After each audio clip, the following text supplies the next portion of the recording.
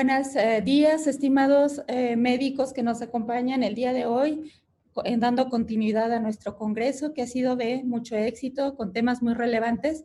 Y ahorita nos va a tocar el módulo de COVID-19, en el cual voy a tener el honor de presentarles a nuestros ponentes. El doctor Pablo Galindo, internista nefrólogo, del Centro Médico del IMSS, del municipio de Ecatepec, y CEMIM también. A las asociaciones a las que pertenece, el doctor Galindo pertenece a la American Society of Nephrology, al International Society of Nephrology, al Instituto Mexicano de Investigaciones Nefrológicas, a la Asociación de Médicos del Instituto Nacional de Ciencias Médicas y Nutrición Salvador Subirán y a la American Heart Association. Él tuvo mención honorífica durante la carrera de médico cirujano y pertenece al programa de alta exigencia académica de la UNAM. Y será un placer escucharlo con el tema afección renal en COVID-19.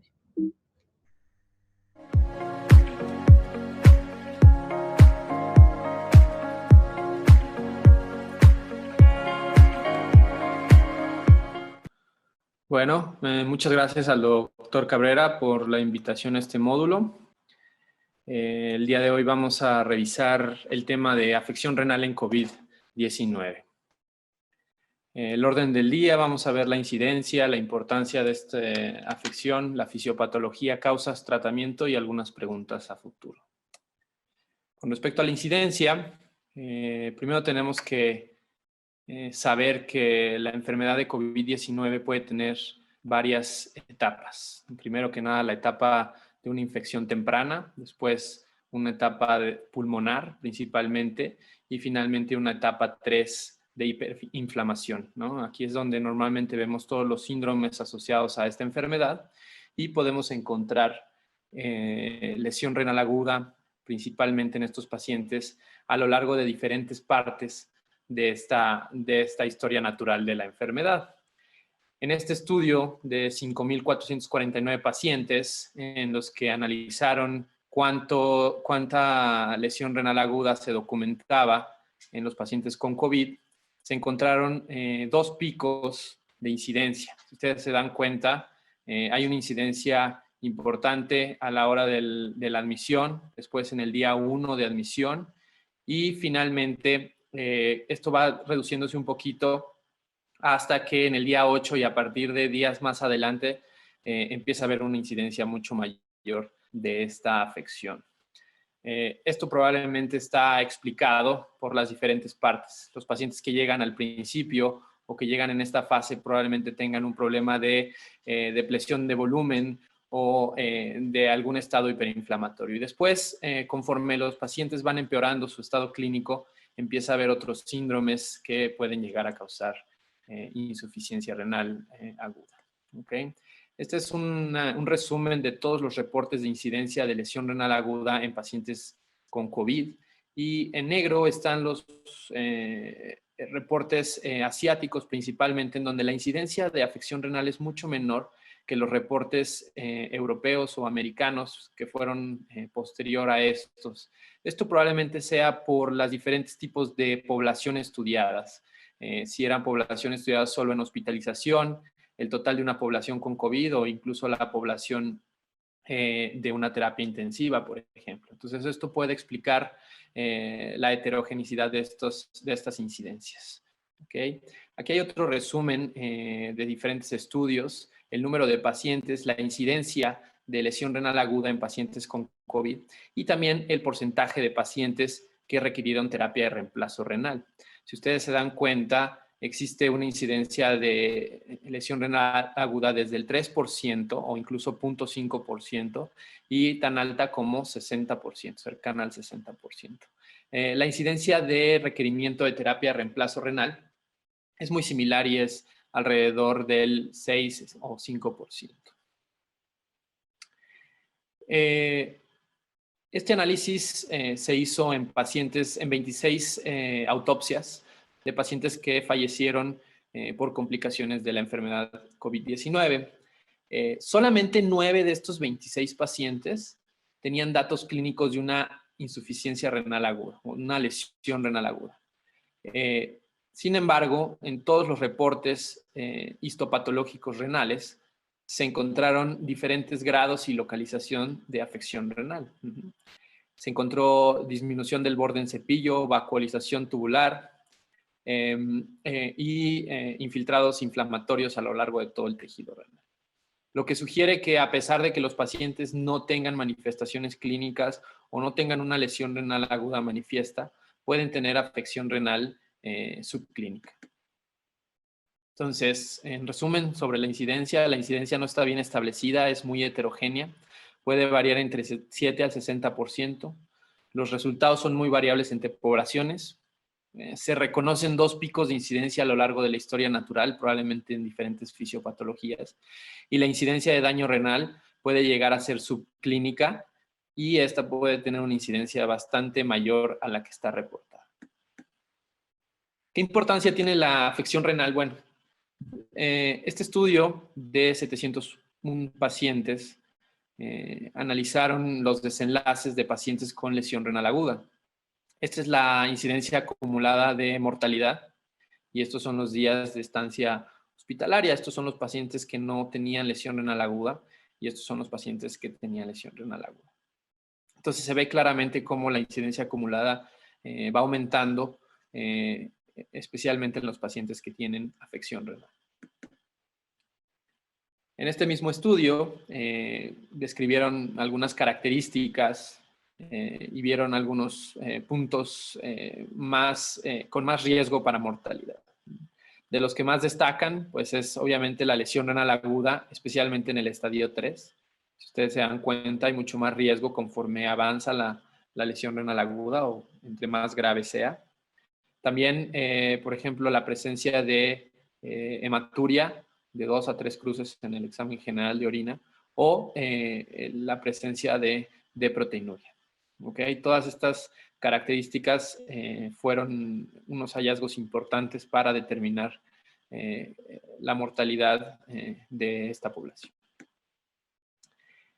En este estudio es muy interesante que la probabilidad de mortalidad aumentó mucho la densidad de probabilidad de mortalidad al tiempo de intubación. Es decir, el paciente llegaba y la incidencia o la probabilidad de que ese paciente tuviera falla renal o lesión renal aguda aumentaba considerablemente en el tiempo de la intubación. Esto muy probablemente sea secundario a múltiples factores como la inducción de la intubación, el hecho de que los pacientes con COVID-19 que van a ser intubados tienen un estado clínico mucho más grave y por lo tanto se puede reflejar en que un paciente más grave también va a tener falla multiorgánica, entre ellas la afección renal. Este otro es una comparación de qué tantos pacientes se van de alta o qué tantos pacientes se admitían al hospital, ¿okay? Dependiendo del grado de lesión renal aguda. Obviamente, entre más lesión renal aguda o más grave la lesión renal aguda, menos había altas a domicilio y había mucho más pacientes que se tenían que admitir al hospital. Entonces, como de la importancia, lo relevante es un marcador de mortalidad presente en los pacientes más graves, la mortalidad proporcional a la severidad de la lesión renal aguda y el índice de alta hospitalaria es proporcional a la severidad de la lesión renal aguda también. Entonces, es muy importante la lesión renal aguda en este contexto. ¿Qué fisiopatología tenemos? Bueno, es multifactorial. Primero que nada, lo más lógico sería que tenemos un virus que tiene un receptor, que es el receptor de la enzima convertida de angiotensina tipo 2 y que causa afección pulmonar principalmente. Esto puede llevar a una hipoxia medular en el riñón. Los mediadores inflamatorios que se desencadenan pueden llevar a un estado proinflamatorio que lleva a un estado séptico que puede llevar a una lesión renal aguda. Este desencadenamiento inflamatorio puede llevar también a una coagulopatía y llevar a una microangiopatía y finalmente causar lesión renal aguda. Inestabilidad hemodinámica causada por sepsis ya sea por falla cardíaca o por alguna otra situación, puede llevar a lesión renal aguda. La destrucción muscular, rabdomiólisis, puede llevar a lesión renal aguda. Afección cardíaca, que nos puede llevar a un síndrome cardiorenal y finalmente darnos lesión renal aguda. Y de manera final, una lesión directa viral sobre el riñón. Sobre este aspecto, quisiera ahondar un poquito más. ¿Qué nos justifica o qué nos apoya esta teoría? Bueno, en estos estudios que hicieron, son esos estudios de autopsias de 26 pacientes, se encontraron algunas partículas que los autores sugieren como partículas virales. Esto ha sido controvertido a lo largo de la literatura en estas fechas, ya que algunos expertos en microscopía electrónica consideran que no necesariamente tienen que ser partículas virales. Por otro lado, encontraron tinciones en relación a antígenos virales, como anticuerpos en contra del receptor de angiotensina, de la enzima convertida a angiotensina, y también antígenos o anticuerpos para la nucleoproteína del SARS-CoV-2. Entonces, esto de alguna forma nos dice que puede existir presencia viral dentro de los riñones. Otra prueba de que la afección viral directa puede ser una forma de afección es la glomerulonefritis colapsante asociada a alelos de alto riesgo APOL1. Se han reportado algunos casos, especialmente en población afroamericana, casos de glomerulonefritis focal y segmentaria del tipo colapsante. Esto muy similar a lo que se vio durante algunos años con infecciones tipo virales como VIH y parvovirus B19, lo que sugiere que puede existir un mecanismo asociado a la presencia de este alelo, especialmente en ciertas poblaciones, que pueden llevar a una alteración directa glomerular. Okay. Con respecto a la fisiopatología, ¿qué podemos resumir? Pues es una lesión renal aguda inducida por sepsis, secundaria un estado proinflamatorio, puede haber microangiopatía trombótica, la inestabilidad hemodinámica puede llevar a lesión renal aguda, la interacción entre órganos como síndromes cardiorrenales, por ejemplo, y finalmente la lesión viral directa, que también puede ser relevante. Con respecto a las causas clásicas de falla renal que conocemos, prerrenal, que a mí me gusta decirle más una falla hemodinámica, una lesión tubular aguda y glomerulopatía, que podríamos considerar lesiones intrínsecas, y finalmente obstrucción o una lesión postrenal, ¿no? Que en COVID, ¿qué nos ayudaría a saber cada una de estas? Bueno, si es hemodinámica, pérdidas documentadas, hipotensión, choque, sobrecarga y cardiopatía. La mejor forma de hacer el diagnóstico de una lesión renal aguda hemodinámica es el sedimento, que sea blando, que no tenga ningún contenido alterado, hacer un ultrasonido dirigido y un monitoreo hemodinámico en la cama del paciente es la mejor forma de diagnosticarlo. Lesión tubular aguda, pues en el contexto de choque, hipotensión, sepsis, rabdomiólisis, medicamentos tóxicos, etc. ¿Cómo lo vamos a diagnosticar?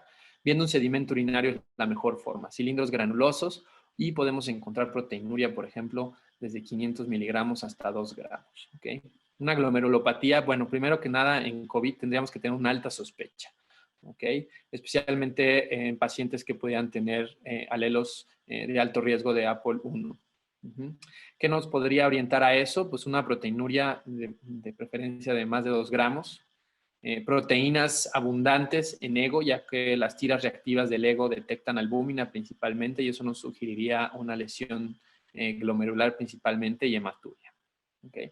Y obstrucción, pues bueno, nos haría sospecharlo una oligoanuria nueva, principalmente que no estaba documentada, y hay que detectarla. Nunca hay que olvidar esta causa de lesión renal aguda porque es bastante prevalente y puede llegar a causar problemas importantes. ¿Cómo lo vamos a detectar? Pues por palpación, tradicionalmente, por ultrasonido e incluso haciendo un cambio de sonda o prueba terapéutica.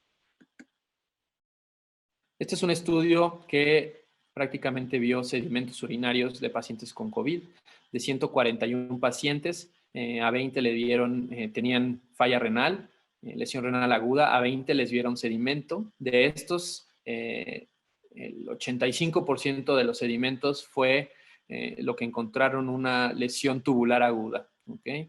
vieron cilindros granulosos prácticamente. El otro, 3 pacientes nada más, no encontraron lesión tubular aguda. Y dentro de estas de lesión tubular aguda, bueno, pues encontraron granulosos, cilindros granulosos con cilindros de células blancas y cilindros granulosos solos. ¿Ok? Estas son algunas de las imágenes publicadas en ese artículo. Este es lo típico de una necrosis tubular aguda y bueno, como un concepto mucho más moderno, es una lesión tubular aguda, ya sea tóxica o isquémica. Aquí está esta misma cohorte de pacientes en donde ellos encontraron que casi la mayoría de los pacientes tenían lesión tubular aguda isquémica. Esta era secundaria hipotensión choque, presión sistólica baja. Este es el pastelito que representa esos números. Una FA con respuesta ventricular rápida, una depresión de volumen prolongado, que no es mucho. ¿Okay? Después, en segundo lugar, eran las no especificadas, como nefritis tubulointersticial y algunas otras cosas que no quedaron claros. Después, la hemodinámica o prerrenal. Después, lesión tubular aguda tóxica. Esta se dividía en rhabdomiólisis y nefrotóxicos, prácticamente la mitad y la mitad. Y dentro de las glomerulopatías fue lo que menos se encontró, y fue una glomerulonefritis colapsante y también glomerulonefritis proliferativa, los hallazgos reportados en este estudio. Entonces, es bien importante entender que prácticamente todas las lesiones renales agudas que vamos a encontrar en COVID van a ser lesiones tubulares agudas o necrosis tubulares agudas asociadas a cualquiera de los mecanismos que vimos anteriormente. Muy bien. Entonces, como tratamiento, es muy sencillo. Hay que ser muy intuitivos y tratar de detectar la lesión renal aguda. Y búsqueda de la causa. No sirve de nada simplemente detectarla si no definimos cuál es la causa. Hay muchas de las causas que son reversibles y al ser reversibles podemos evitarle que esa lesión renal aguda progrese o que llegue a instancias diferentes. Tratamiento de la causa es muy, muy importante. Optimización hemodinámica, principalmente en el contexto de terapia intensiva, de pacientes hospitalizados, en donde es muy importante que la perfusión renal sea cuidadosamente seguida y controlada. ¿Okay? Llevar a balances neutros, tratar de no sobrecargar a los pacientes, llevarlos a que todos sus ingresos sean equivalentes a sus egresos y tratar de no sobrecargarlos. Esto es muy, muy importante porque puede llevar a complicaciones dentro de pacientes de este tipo y ya está más que documentado esto. Finalmente, también anticoagulación. Si el paciente tiene o hay sospecha de trombosis, como es en la mayoría de los pacientes graves con COVID-19, pues anticoagulación es una buena opción que podría ayudar a la afección renal. El soporte, obviamente, está la diuresis para lograr estos balances neutros y finalmente la terapia de reemplazo renal. Para la terapia de reemplazo renal son exactamente las mismas indicaciones que cualquier otra indicación para terapia de reemplazo renal y la modalidad va a depender del estado clínico del paciente, ya sea diálisis peritoneal, ya sea terapias intermitentes, serían terapias continuas o terapias híbridas, dependiendo de lo que se tenga y de la condición del paciente. ¿Okay? ¿Qué preguntas a futuro podríamos hacer con respecto a con esta situación? Hay dos preguntas principales. ¿Cuál es la incidencia de enfermedad renal crónica posterior a la recuperación? Es decir, ¿qué tantos pacientes van a quedar con insuficiencia renal, con falla renal crónica en estado terminal que van a requerir terapia de reemplazo renal crónico? Eso realmente no lo sabemos y en algún momento vamos a ver a estos pacientes qué tan bien o qué tan mal les va con respecto a su función renal posterior a que se recupere.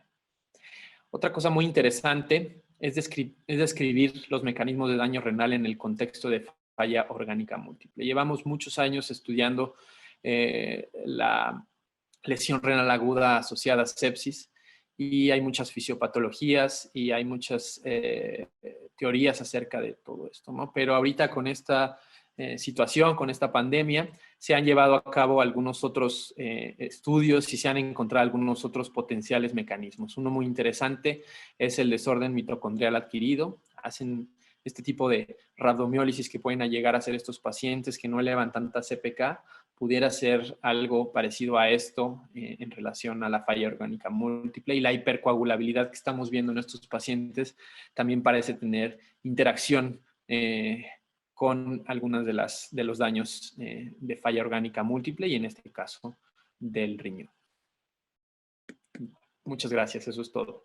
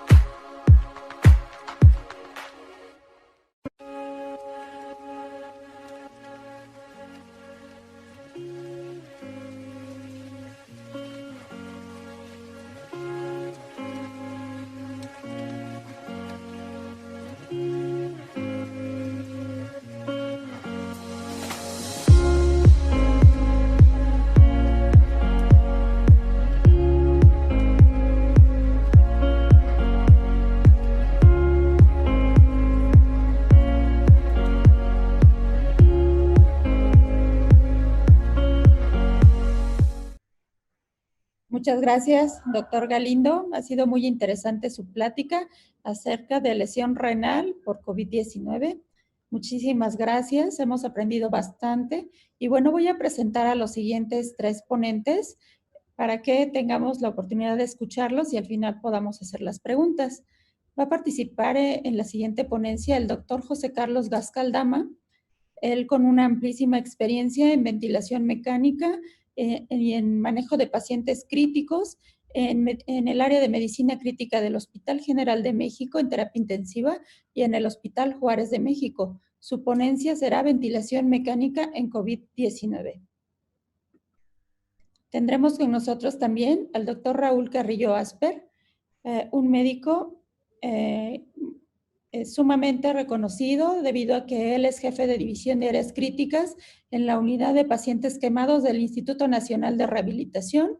Es especialista en medicina interna en el Instituto Nacional de Ciencias Médicas y Nutrición Salvador Subirán. Tiene la especialidad de medicina del enfermo en estado crítico en el Instituto Nacional de Ciencias Médicas y Nutrición Salvador Subirán. Tiene la especialidad en anestesiología en el Instituto Nacional de Ciencias Médicas y Nutrición también, y además él es médico internista y hematólogo, jefe del Departamento de Hematología del Instituto Nacional de Cardiología. Perdón, ese es del doctor Raúl Izaguirre, que también vamos a tener el gusto de tener. Es médico internista y hematólogo, jefe del Departamento de Hematología del Instituto Nacional de Cardiología, presidente del Grupo Latinoamericano de Hemostasia y Trombosis, fundador de la Sociedad Mexicana de Trombosis y Hemostasia, profesor titular del curso de alta especialidad de hemostasia y trombosis, y el doctor nos dará el tema inmunotrombosis en COVID-19. Y tenemos al doctor Miguel Ayala León. El doctor Miguel Ayala León es especialista en cardiología, quien cuenta con 2 altas especialidades, terapia intensiva cardiovascular, ecocardiografía clínica, es egresado del Instituto Nacional de Cardiología en el Instituto Nacional de Ciencias Médicas y Nutrición Salvador Subirán, autor del libro Tratado de Terapia Intensiva Cardiovascular en la editorial Distribuna, miembro ELSO-ECMO, docente e investigador universitario de la Universidad Popular Autónoma de Puebla, jefe del Departamento de Terapia Intensiva Cardiovascular del Hospital Beneficencia Española de Puebla y embajador para México en la Sociedad de Cuidados Críticos Vasculares de la Sociedad Europea de Cardiología. Y el doctor nos dará su ponencia Falla Cardíaca Derecha en COVID-19. Todos estos temas sumamente relevantes y que estoy segura que aprenderemos muchísimo de ellos. Y estamos atentos a esta presentación. Adelante, doctores.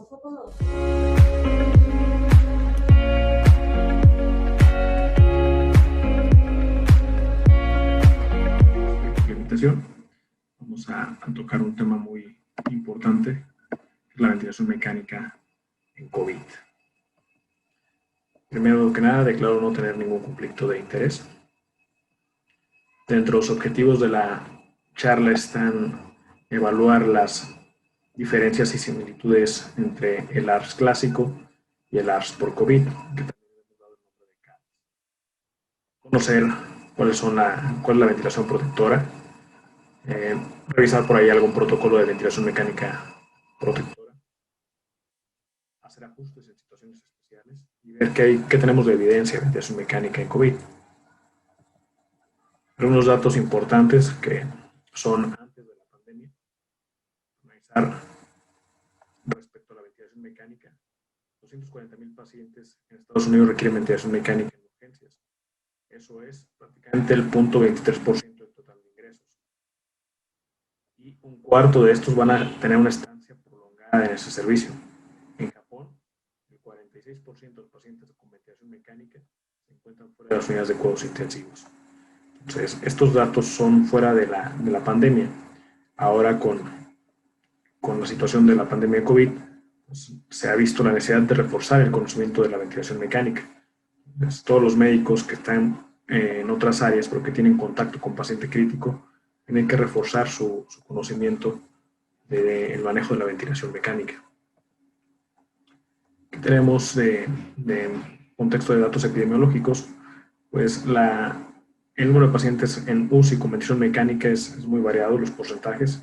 Los reportes chinos del 29, 45% y reportes en Nueva York de casi 90% de pacientes. Esto depende de la situación geográfica y de otras variables. ¿Qué es lo que queremos lograr nosotros con la ventilación mecánica invasiva? Un beneficio en cuanto a mortalidad. Sin embargo, esto depende también de otras características, de la edad, de las comorbilidades, de la fragilidad del paciente. Entonces, queda claro que sin ventilación mecánica la mortalidad sería muy alta, 100%. El beneficio probable es esta línea azul. Y eso también está supeditado a las características propias de cada paciente. Respecto a las tasas de mortalidad, también los rangos son muy fluctuantes. 24 a 96% este reporte de Richardson en Nueva York. En Reino Unido, 30 al 84%. Y en la provincia de Lombardía, en Italia, el 25 al 83%. Entonces, son datos contrastantes, todavía no muy claros. Lo que sucede en nuestro país, esta carta de editor de parte del doctor Ñamendiz, basado en los datos del gobierno federal, nos puede acercar un poquito a lo que está sucediendo en México. Vean, la tasa de mortalidad de un paciente con ventilación mecánica invasiva, el 73.7%, muy alta sin duda. Y características especiales, pues parece ser que las poblaciones de mayores de 55 años, mayores de 65 años son el grupo poblacional con más alto riesgo. Importante también el número de pacientes que están fuera de una unidad de cuidados intensivos, la mortalidad también se ve incrementada. Por eso el conocimiento de qué hacer frente al ventilador está cobrando una gran importancia. Ahora bien, es igual el ARS clásico versus el COVID. Eso existe una diferencia sustancial, pero los datos todavía no son concluyentes. ¿Qué es lo que vamos a revisar? Esta discrepancia empieza desde la publicación de este artículo del doctor Gattinoni, donde prácticamente nos dice la existencia de dos fenotipos. Cabe resaltar que esta información viene de un grupo de 16 pacientes. Tendremos un fenotipo inicial llamado tipo L y un fenotipo un poco más tardío llamado tipo H. Tienen características distintas en base a la complianza, en base también al potencial de reclutamiento y al peso pulmonar. Entonces, el fenotipo L, baja elastancia, esto quiere decir alta distensibilidad, una baja relación de cortocircuitos, bajo peso pulmonar y bajo potencial de reclutamiento. Si lo comparamos con el fenotipo H, con alta complianza, baja complianza, alta elastancia, alto peso pulmonar y potencial de reclutamiento. Esto de los fenotipos no es del todo nuevo. De hecho, ya hay estudios previos, como este de Carolin, publicado en Lancet, donde prácticamente ellos enrolaron a los pacientes de los estudios Alveoli y también del estudio ARMA. Publicaron dos fenotipos. Un fenotipo donde el PIB alto causaba un mayor deterioro y otro fenotipo donde el PIB alto tenía cierto beneficio. Este paciente sé que tiene la distensibilidad baja, el llamado ahora fenotipo H de Gattinoni. Pero aquí, sin duda, con números de pacientes mucho más altos, ¿no? 404 y 145 pacientes. Y seguimos con esa interrogante si la falla respiratoria por COVID es un ARS típico. ¿Qué diferencias tenemos o qué semejanzas, ¿no? El tiempo de inicio, 8 a 12 días para COVID, la compliance del sistema respiratorio, los reportes de algunas alta, la clasificación en base al índice de oxigenación, los protocolos de manejo que ya están muy establecidos en el paciente con ARS clásico. Sin embargo, no sabemos a ciencia cierta cómo les va a los pacientes con COVID. El uso de corticosteroides, aquí prevalecía de manera incierta. Después salió el estudio Recovery, nos dio un poco de luz acerca del uso de dexametasona. Y algunas especificaciones en concreto de COVID, ¿no? Parece que tiene una predilección de daño al epitelio alveolar, las células epiteliales alveolares, y tiene algunas manifestaciones clínicas especiales, ¿no? Sobre todo que esas manifestaciones clínicas no van en mucha relación con los laboratorios o el estudio de imagen, ¿no? Este otro estudio de Fernando Fernando en España. Fueron 36 UCIs, es un multicéntrico también, precisamente analizaron el sistema respiratorio, el PIB, platón, meseta, para tratar de establecer semejanzas o diferencias frente al ARS clásico. Y básicamente, en cuanto a mecánica respiratoria, la compliance del sistema respiratorio oscilaba en 35, 32 niveles de PIB, bien no muy altos. Parece ser que se comportaba como un ARS clásico en cuanto a mecánica respiratoria. El grupo también de ventilación mecánica del Massachusetts General Hospital, una corte de estudios, ellos utilizaron una estrategia de intubación temprana, titularon el PIB por tabla de ARSNet y un protocolo de prono temprano. Encontrar en cuanto a distensibilidades, pues muy heterogéneo como es el ARS. Entonces, podremos encontrar distensibilidades bajas desde el día 1, algunos con una compliance sistema respiratorio un poco más elevada, pero prácticamente todos están en de confianza baja como en el ARS clásico. También pone en tela de juicio la definición de los pacientes de Gattinoni y los fenotipos L y el fenotipo H. Este era otro estudio unicéntrico italiano, 30 pacientes, donde analizaron también precisamente las características de índice de oxigenación, intensidad respiratoria, complianza, potencial de reclutamiento, ratio ventilatorio y peso. Y realmente lo que encontraron es que los pacientes con COVID-19 muestran un fenotipo ARS convencional. Se parece mucho en cuanto a mecánica respiratoria. Finalmente, esta editorial grupo canadiense, Charlie Colliger, donde revisan precisamente la compliance del sistema respiratorio. Tenemos aquí en azul los pacientes con ARS clásico o ARS no COVID, y el resto en rojo son los pacientes con ARS COVID. Se acerca en los reportes del Dr. Giumelo si tienen una compliance respiratoria alta, pero es un número reducido de pacientes, 32 pacientes versus el resto de las series, donde 200 pacientes, y donde se asemejan más a la compliance respiratoria del ARS clásico. Entonces, parece que seguiremos con esta discrepancia, sin saber si tienen una compliance respiratoria disminuida o alta. Al parecer, se pueden comportar en cuanto a mecánica respiratoria muy similar al ARS, pero tiene algunas especificaciones. Y como bien lo dice el doctor Bazán, el SIRA o ARS es un síndrome con una etiología específica. Entonces, tenemos que tratar la causa. Es decir, si es bacteriano, tratarlo con antibióticos. Si es por una pancreatitis, tratar la pancreatitis y no la respuesta inflamatoria. En este caso, nosotros tenemos una etiología específica, que es el COVID, con todo el agregado de manifestaciones que está teniendo. Y también lo remata de una manera muy didáctica el doctor Marini, donde nos dice que estamos viendo los pacientes como partes de un elefante. Entonces, hemos analizado el potencial de reclutamiento, los cortocircuitos, si tiene una respuesta típica al PIB o no, cómo está su compliance respiratoria. Pero con el tiempo hemos establecido un manejo un poco más ordenado en base a todos estos reportes de estudio. Pero sí existen diferencias en cuanto al mecanismo de daño subyacente. Encontramos que en el paciente con COVID hay una tendencia mucho mayor a la formación de microtrombos, por lo tanto a generar espacio muerto. Es decir, podrás tener una unidad alveolar ventilada pero no perfundida. En este caso, el tratamiento ideal sería anticoagulación y ventilación mecánica protectora. Además que la progresión de los biomarcadores y el daño al intersticio es mucho más rápido en el paciente con COVID. En este caso tendrían una tendencia a la fibrosis pulmonar de una manera más temprana que en el paciente con ARS clásico.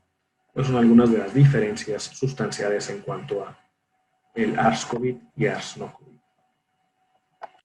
¿Ventilar o no ventilar? Existe mucha información acerca de la ventilación mecánica temprana, pero eso depende del uso de músculos accesorios, el trabajo respiratorio y numerosas escalas que nos pueden ayudar. Esa parte es parte de otro tema. Pero los objetivos de la ventilación mecánica desde sus inicios hasta la actual pandemia de COVID siguen siendo los mismos. Proteger, soportar.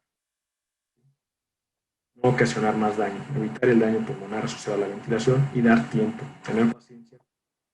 Son un tratamiento de soporte. El primer paso sería conocer a nuestro paciente para así poder tener empatía con él. La variable más importante a programar entonces es el volumen corriente. Y para eso necesitamos medir a nuestros pacientes. Peso predicho, tenemos la fórmula de nombres, talla 52 por 0.9 más 50 y más 45 en caso de mujeres. ¿Qué es lo que tenemos que tener? 4 a 8 mililitros de kilo de peso predicho, considerando siempre que esto puede llevar a hipercapnia. En caso buscaremos tal vez la hipercapnia permisiva. Sin duda, en esta parte, conocer a nuestro paciente, conocer que el paciente con un índice de 30 o mayor a 40 puede requerir ajustes de la ventilación protectora. Tenemos que medir su presión intraabdominal y ajustar el nivel de PIB, ¿vale? También se van a ajustar otros parámetros como el poder mecánico. Cobra gran importancia porque nosotros tenemos una población con obesidad bastante amplia, ¿no? Entonces, aquí en esta revisión del doctor Rain y Pelosi, acerca de los efectos de la mecánica respiratoria de la presión intraabdominal y el grupo de pacientes. Nos enfocaríamos en el paciente obeso. ¿Cómo ajustamos la presión meseta? Tenemos la fórmula corregida para el ajuste. Nuestra meta de presión meseta también cambiaría. Finalmente, tenemos que tener en mente un protocolo establecido institucional propio basado en la ventilación protectora. Pesar al paciente, calcular nuestro peso predicho, seleccionar el volumen corriente, evitar el volutrauma, una presión meseta de menos 27 para tampoco pegarle al ventrículo derecho, evitar el atelectrauma, PIBs de 5 a 8, tal vez considerar PIB más alto en los pacientes con IMCs por arriba de 30 y de 40, evitar la hiperoxemia asociada a tasas por reabsorción, ajustar la frecuencia respiratoria de acuerdo al estado ácido de base y el CO2 y evitar la aspiración. Es un protocolo simple en 2017 basado en ventilación protectora en servicios de urgencia, protocolo Lovell. Pero ¿cuáles son nuestras metas de protección alveolar? Nuestra meta de protección alveolar básicamente es volumen corriente bajo, presión meseta, driving pressure, presión máxima, evitar o presión pico, evitar la hiperoxemia, PO2 que permita una saturación por arriba del 88%, vigilar el CO2 tanto por la vasoconstricción pulmonar que puede generar como la vasodilatación cerebral que genera la hipercapnia. El papel del poder mecánico aún todavía no definido del todo. Realmente la estrategia de protección alveolar que podríamos sugerir es el volumen corriente bajo, mantener meseta de menos de 27, pico menor de 35, una driving menor de 13, un poder mecánico de menor de 17 joules que sea asociado en pacientes con ARSA a disminución de la mortalidad, un FIO2 que nos permita tener saturaciones por arriba del 88 y vigilar de manera estrecha el CO2. ¿Vale?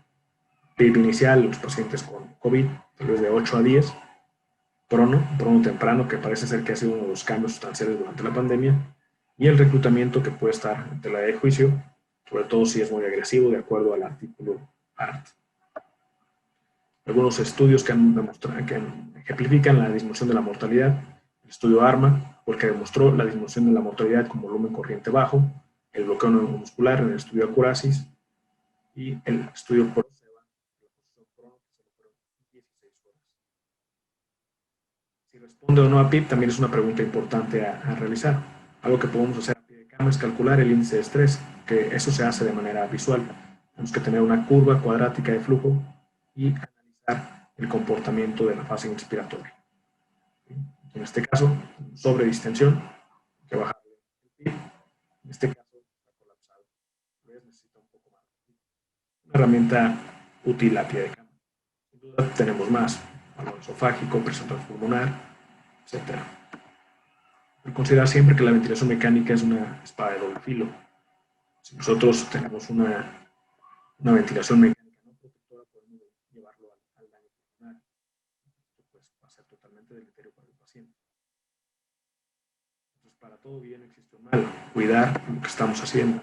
Esta es la evolución del daño pulmonar asociado a la ventilación, barotrauma, borotrauma y recientemente el ergotrauma, que es la energía que aplicamos al tejido pulmonar.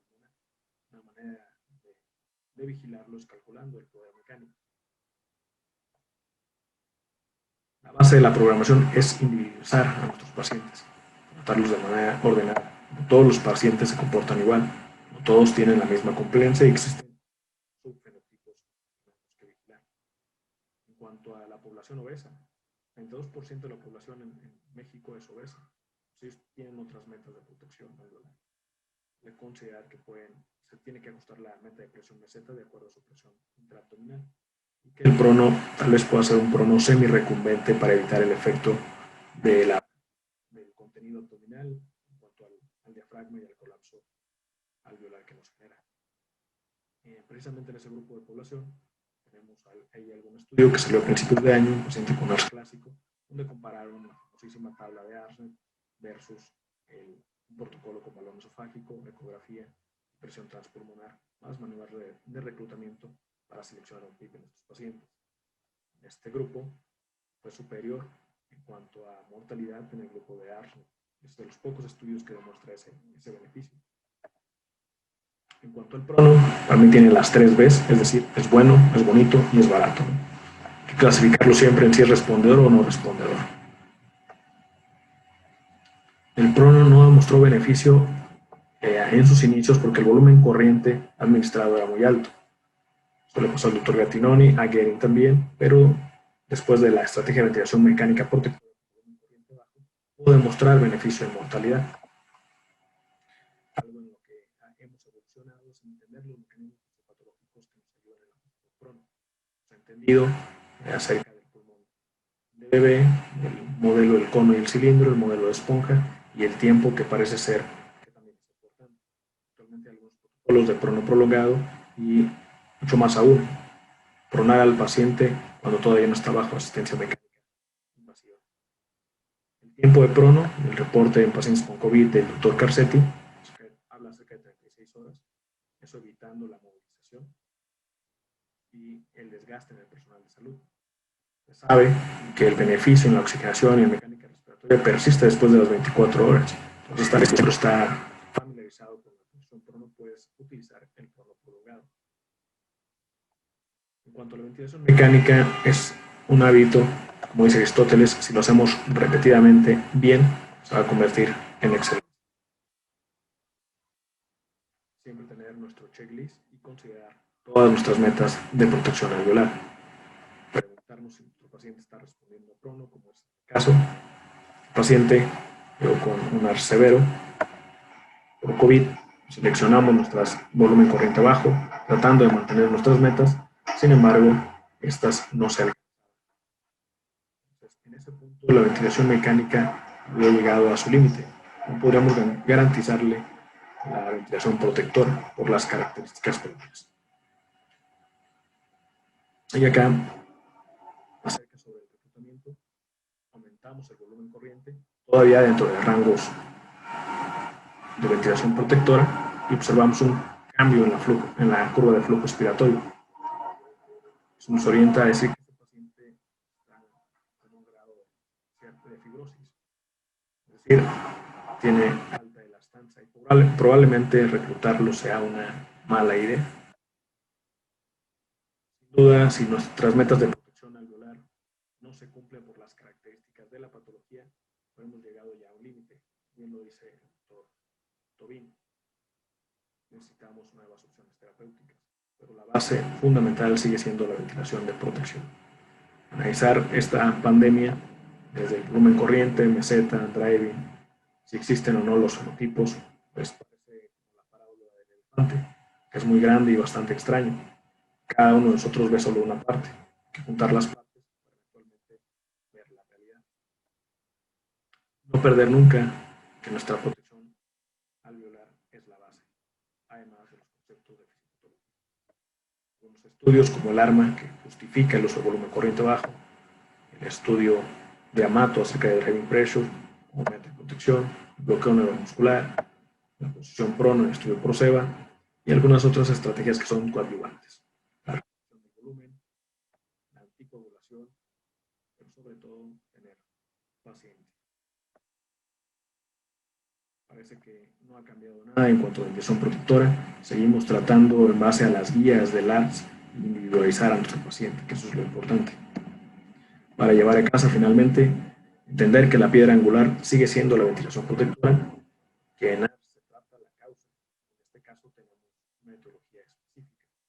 Considerar el prono de manera temprana, anteriormente siendo una maniobra subutilizada, y si el centro tiene cierta familiaridad, considerar el prono prolongado, sobre todo individualizar al paciente.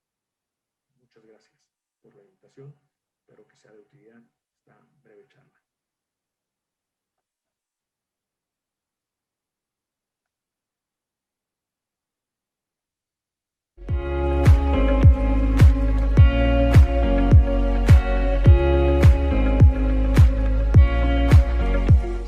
¿Cómo están todos ustedes? Mi nombre es Raúl Carrillo y es para mí un verdadero placer y un honor estar con ustedes compartiendo con distinguidos profesores nacionales e internacionales. Antes de iniciar la charla, quiero agradecer al doctor Alfredo Cabrera Rayo, a todo su comité científico, a su mesa directiva, por haberse fijado en mí, haberme invitado a hablarles de este tema que es muy importante, y también quiero agradecer como coordinador de este módulo que se están tratando aspectos importantes en COVID al doctor Alfredo Cabrera Rayo por su amable invitación también. Bueno, en los siguientes minutos les voy a hablar de este tema de gran importancia que es la nutrición en los pacientes que por desgracia han sufrido la infección por SARS-CoV-2 y desarrollaron la enfermedad COVID-19. Habitualmente todos los que manejamos a pacientes con las formas desde leves hasta graves de la enfermedad, dirigimos nuestra mirada al pulmón, al corazón, a otros órganos de choque importante, pero poco se ha tocado de la nutrición. Siento que la nutrición es algo muy importante, es total en el manejo y en la implementación de las estrategias terapéuticas en pacientes que son portadores de infección por SARS-CoV-2 y de COVID-19. Esto les voy a hablar los siguientes minutos. Bueno, y en este año apareció el reporte COVID-19, estudio que fue muy importante, desarrollado por varias organizaciones y llevado a cabo como liderada por la OMS como eje central. Detectaron varios problemas que ya los conocíamos, pero bueno, ellos los volvieron a detectar, enfatizaron y los publicaron. ¿Qué es lo que han hablado de este gran estudio, de este reporte global? De que, bueno, millones de seres humanos en el entorno de la pandemia no tienen suficiente aporte nutricional y que esto impacta en su vida. Dos, que hay una inequidad muy importante en la producción y distribución de alimentos. Otro aspecto muy importante, que este mal aporte nutricional va a impactar en la evolución de los pacientes. Y el otro aspecto que es fundamental, dar propuestas de mejora, propuestas de solución para evitar que esto siga progresando y distribuir de una manera más homogénea y más equitativa la nutrición. ¿Por qué es importante leer este reporte global de nutrición en torno a la pandemia? Porque los pacientes que padecen COVID-19 en general son una población muy vulnerable. Son pacientes ya desnutridos previamente, pacientes con obesidad que cursan con desnutrición y que tienen por la obesidad una pobre salud metabólica, que tienen mayor riesgo e impacto a desnutrirse, a pesar de que tengan una buena nutrición, pero que se mantenga en ese límite y que vayan a un estado hipercatabólico con desnutrición aguda. Son pacientes muy mayores, algunos de ellos, muchos en Europa, como bien lo conocemos de manera importante, y que este mal aporte nutricional, por los diferentes mecanismos y procesos que ya conocen, impactan en la evolución y en la morbimortalidad. Y por lo tanto, algo que también impacta de manera fundamental es inequidad en la distribución y acceso de alimentos, disparidad en los sistemas de salud en los cuales no se incluye la nutrición. Y ustedes pueden ver en los programas estatales aquí a nivel de nuestro país, se incluyen muchas cosas, pero nutrición prácticamente nada, y tenemos nosotros que lograr y presionar por una equidad en la distribución de alimentos, la implementación del programa nutricional en COVID-19, una coordinación adecuada, alineamiento a las políticas internacionales de nutrición, tener el financiamiento y bueno, debemos de tener por necesidad y urgencia una política gubernamental de salud.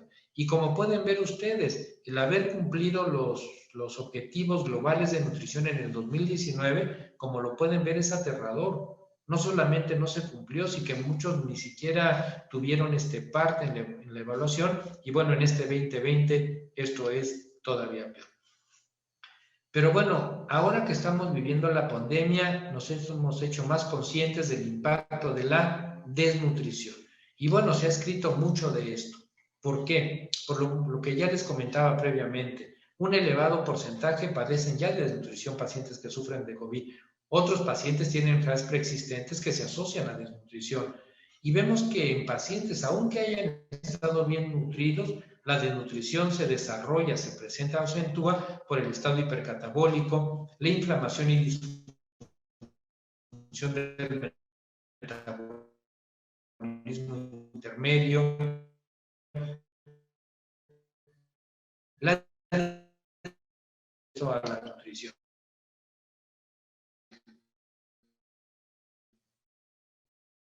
De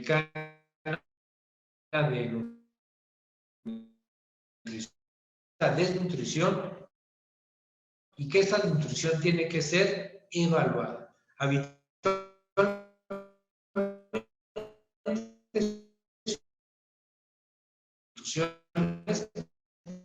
En pocas está implementada y la adecuación a la dieta al escenario particular que está viviendo el paciente con COVID-19. Y esto no nada más es de nuestro país, sino como hace énfasis la Academia de Nutrición y Dietética, también es a nivel global. Por lo tanto, ellos recomiendan que tenemos que seguir y tenemos que implementar un adecuado abordaje nutricional en base a diferentes escalas. Pero bueno, este nuevo abordaje de la evaluación de la nutrición es algo importante y que tiene una buena sensibilidad y especificidad para poderlo implementar en nuestros pacientes. Y bueno, ¿qué es lo que tenemos que evaluar en estos pacientes? Aquí la importancia del nutriólogo hospitalario, del dietista hospitalario, es fundamental, porque tenemos que saber la historia nutricional del paciente, sus medidas antropométricas, los estudios bioquímicos, para poder evaluar físicamente al paciente acorde a las diferentes deficiencias nutricionales o a las carencias nutricionales que tenga, y bueno, tener una buena historia clínica de todo lo que está alrededor del paciente. Y bueno, de aquí la importancia, como les digo, del nutriólogo, que nos tiene que apoyar con este abordaje que es muy importante. ¿Y por qué esto? Porque no solamente nos va a ayudar a detectar diferentes deficiencias nutricionales, sino para ver la masa muscular. La masa muscular, que es fundamental para determinar, entre otras, un pronóstico adecuado en el paciente con COVID-19. De esta manera, si tenemos nosotros un paciente con una forma grave de COVID-19, obesidad sarcopénica, diabetes mellitus, bueno, ya es bien conocido que su pronóstico es muy, muy malo. Pero ¿cómo podemos nosotros saber, en base a esto, qué tan grave está el paciente?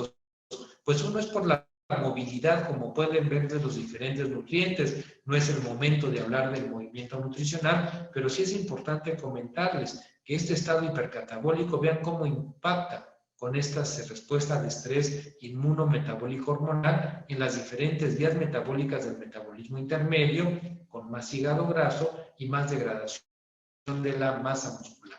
Si nosotros no paramos esto y no damos un buen flujo de aminoácidos y de proteínas al paciente, bueno, la sarcopenia se puede establecer en muy pocos días. Y esto lo hemos visto en pacientes COVID, cómo van consumiendo su masa muscular, sobre todo si lo seguimos con ultrasonidos del recto anterior o vasto externo a nivel del muslo, o si vemos y hacemos estudios de seguimiento de los psoas con tomografías computadas de abdomen. Entonces, bueno, la masa muscular, como pueden ver, se va perdiendo de manera rápida en el paciente con COVID-19 y sobre todo en pacientes mayores y muy mayores, como pueden ver, después de los 65 años, esta pérdida muscular se va haciendo más acentuada por el estado hipercatabólico y esta alteración del metabolismo intermedio y nunca llega a lo basal.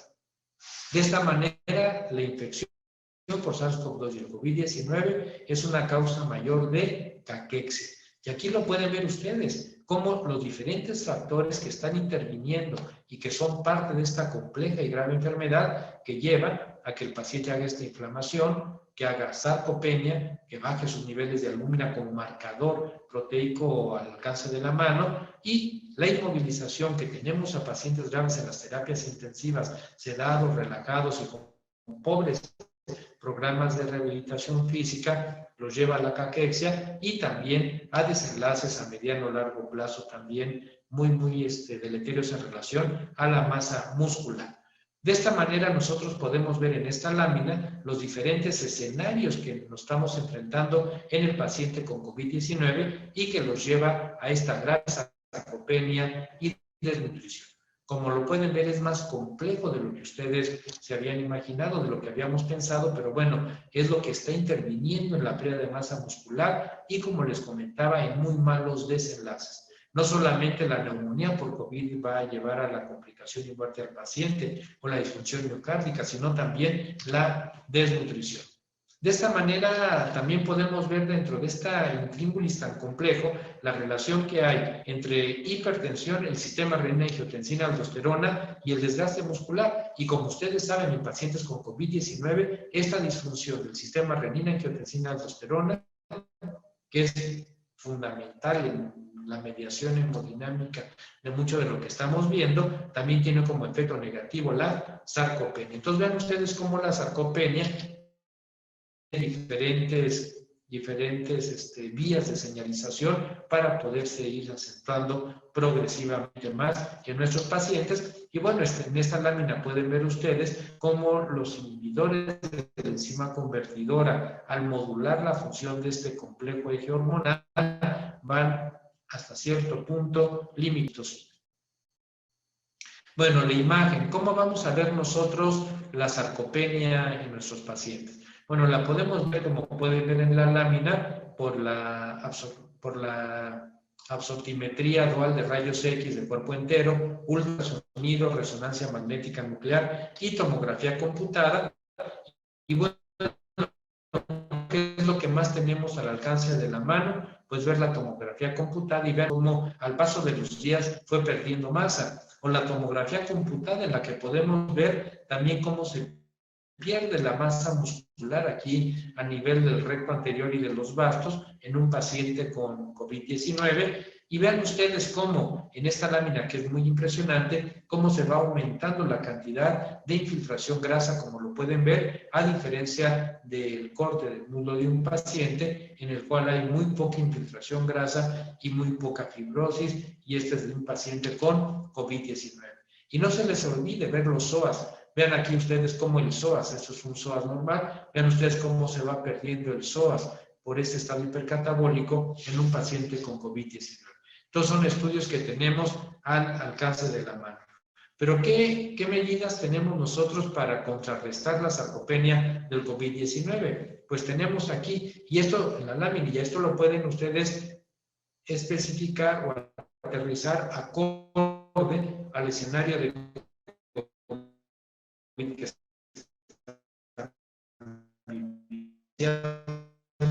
sobre toda la cantidad de proteína y la suplementación. Cuando el paciente está en su casa, no puede moverse, manejando en casa, bueno, los expertos nutriólogos están proponiendo, además de esta dieta balanceada,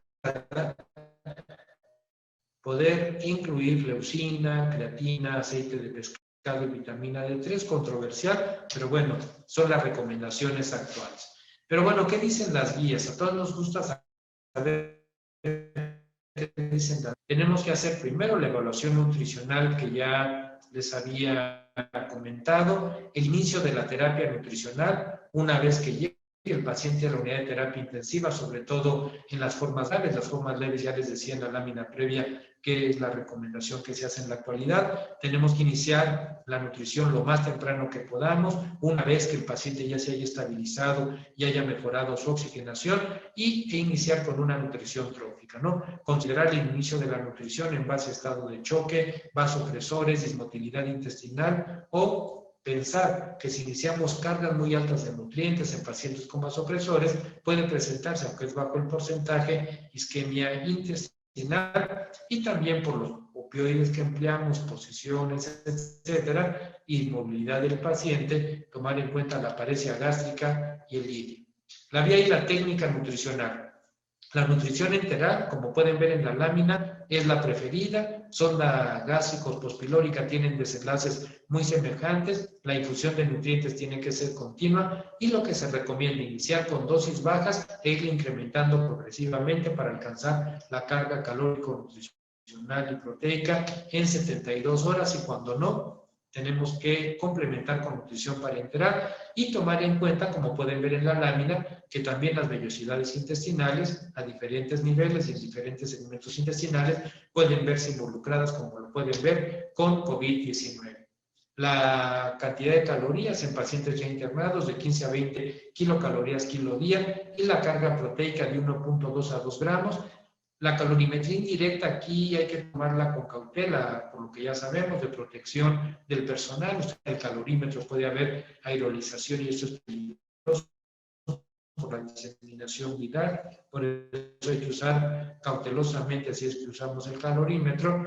Y bueno, a los requerimientos calóricos tienen que adecuar. Nutrición enteral, dosis altas de vasopresores, es preferible no usarla o usar dosis muy bajas, como ya es bien conocido. Y bueno, en nutrición enteral versus parenteral, este gran estudio que es el Nutrirea 2 mostró que realmente no había grandes diferencias, ¿no? Entonces, bueno, tenemos que adecuarla al escenario particular que reciben nuestros pacientes. Y en relación al prono que tanto usamos en el paciente COVID críticamente enfermo, bueno, ese estudio mostró, un estudio hecho hace algún tiempo, que la posición prona realmente no incrementaba a diferencia de la posición supina, vómito, regurgitación o altos residuos gástricos. Y medir el residuo gástrico también, bueno, esto también ha sido controversial, no podemos nosotros extraer el contenido del estómago a menos que sea una gran gastroparesia y una gran cantidad de contenido, pero bueno, lo podemos seguir al paciente con ultrasonido gástrico para ver qué tanto tiene de residuo gástrico y de esta manera adecuar nuestra estrategia nutricional. Pero ¿qué pasa en los pacientes que tienen ECMO? En ECMO también se ha utilizado nutrición enteral, pocos estudios, pero la recomendación es que a pesar de que el paciente esté en ECMO, una vez que esté estable, como lo pueden ver, se puede iniciar de manera temprana, no hay diferencia en la tardía, la terapia nutricional enteral. Y bueno, vean ustedes cómo en ese estudio que vemos cómo se puede lograr buenas cargas calóricas y proteicas en pacientes que están sometidos a este tratamiento. Usamos las razones en este estudio de suspender la dieta en ECMO, bueno, cuando se tienen que hacer procedimientos en quirófano, intolerancia a la nutrición, cuando no podemos tener acceso, etcétera, ¿no? Entonces, es algo que ya hemos conocido bien en estos pacientes. Todos podemos nutrir. Y bueno, como les comentaba, el monitoreo del residuo gástrico no es una urgencia que hagamos, no hay dosis altas de nutrición y que tengamos con opioide, sí es conveniente que le estemos dando un seguimiento. Bueno, los metaanálisis muestran que no hay grandes diferencias. Las dietas tienen que ser dietas hiperproteicas, más de 20 gramos de proteínas tenemos que estar asegurando, dieta con fibra si no se presenta disfunción intestinal, sobre todo para favorecer la microbiota, dieta enteral acorde a todo lo que ya comentamos y la terapia nutricional parenteral, tomarla en cuenta cuando el paciente no tolera la alimentación enteral y no se olviden, recomendación también de las guías, el suplemento con vitamina A, C y con zinc. La vitamina D, tan controversial, bueno, hay mucha controversia si hay que darlo o no. Una publicación reciente de Lancet que dice, bueno, mientras no haya complicaciones serias por dar vitamina D, bueno, hay que suplementarla. Entonces, no tenemos nada que perder. Y ya prácticamente para terminar, yo les recomiendo a todos los que están interesados en tener más datos, más información en relación a la terapia nutricional en pacientes por COVID, visiten la página de la Sociedad Americana de Nutrición Parenteral y Enteral y como pueden ver aquí en la lámina pueden tener una gran cantidad de recomendaciones. Las previas fueron las recomendaciones muy puntuales dadas por esta gran agrupación. Y también, no se les olvide, una vez que el paciente sale de alta, parte de la estrategia de rehabilitación, además de rehabilitación cardíaca, pulmonar y muscular, es continuar con la rehabilitación y la terapia nutricional. En conclusión, ya para terminar la charla, la evaluación y terapia nutricional son fundamentales en el manejo de los pacientes con COVID-19. Y para finalizar, reitero mi agradecimiento al comité organizador, al doctor Alfredo Cabrera Rayo y en especial a todos ustedes que dedicaron unos minutos de su tiempo a escuchar esta charla tan importante, sobre todo en los aspectos puntuales de nutrición en pacientes con COVID-19. Sigan disfrutando de este excelente evento. Gracias.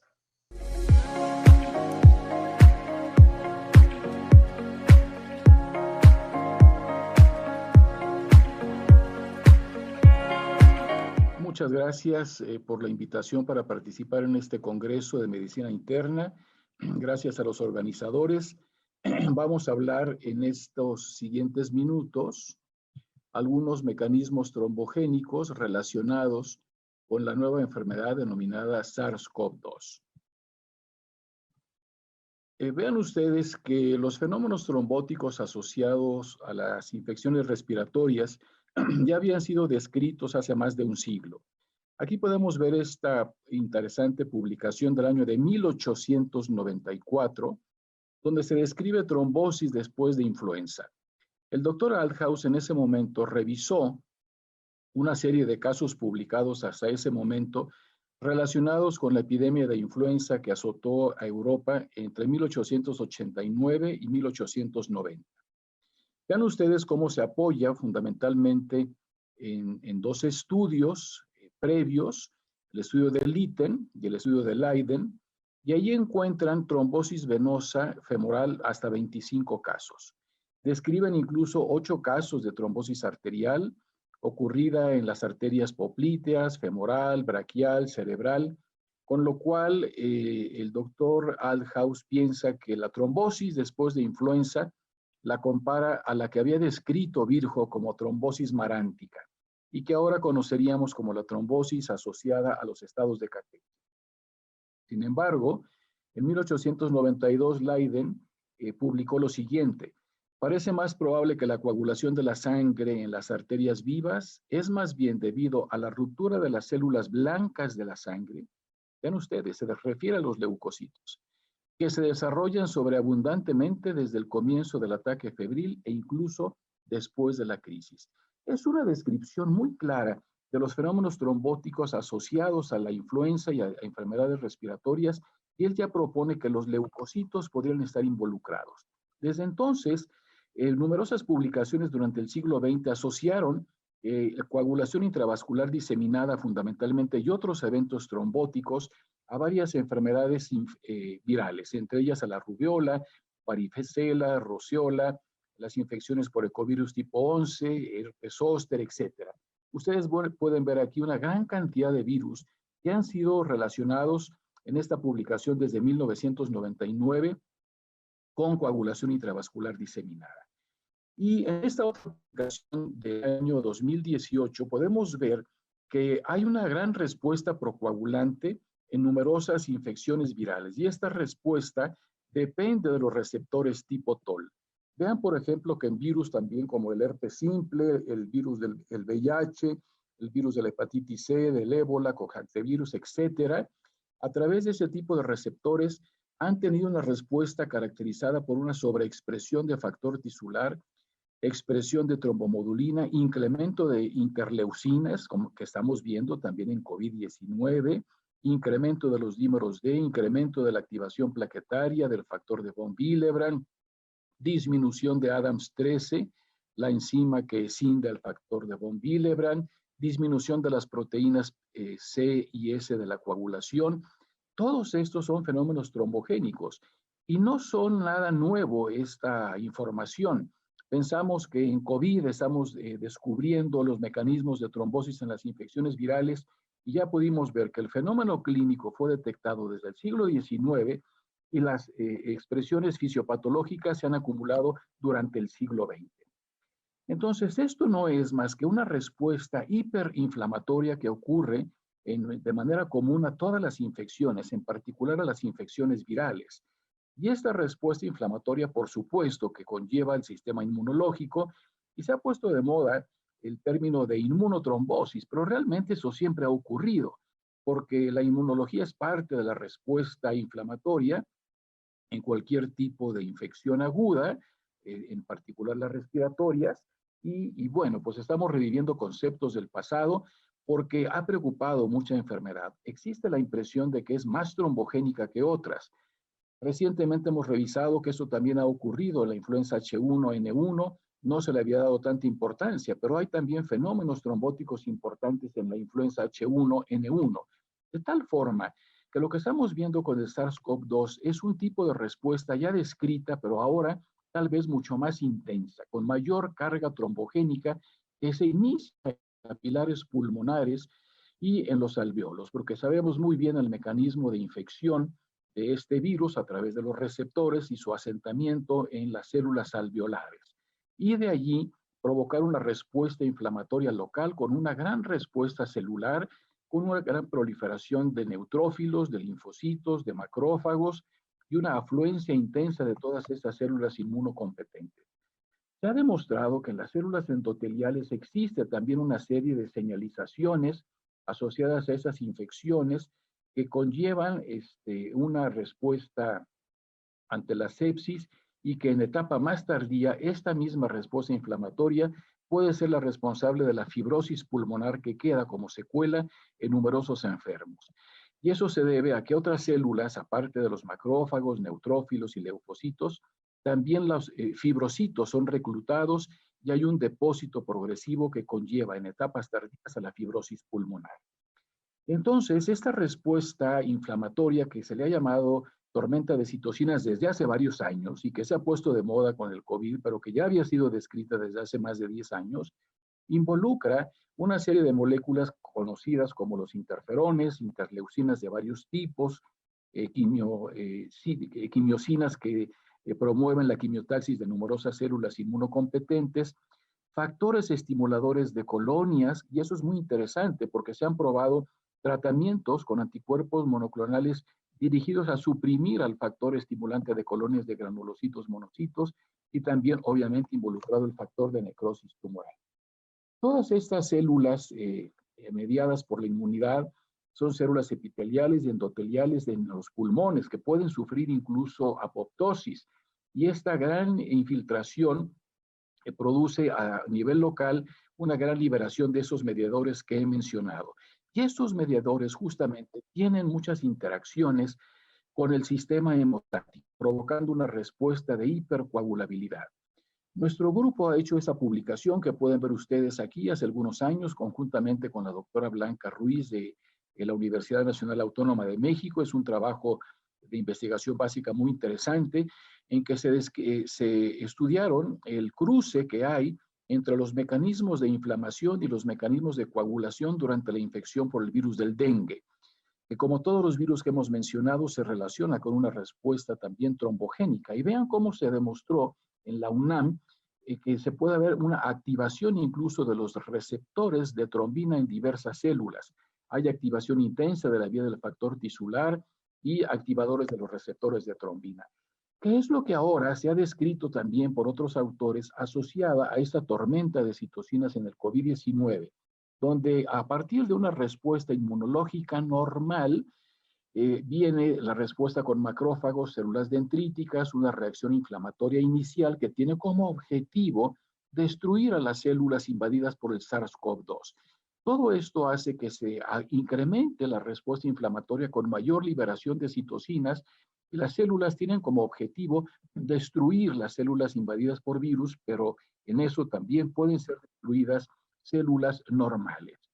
Es muy interesante que se ha descrito en COVID una serie de autoanticuerpos trombogénicos, como vemos en esta publicación reciente, donde se estudiaron 172 enfermos hospitalizados por COVID y se midieron anticuerpos antifosfolípidos de varios tipos y también anticuerpos antifosfatidilcerina protrombina.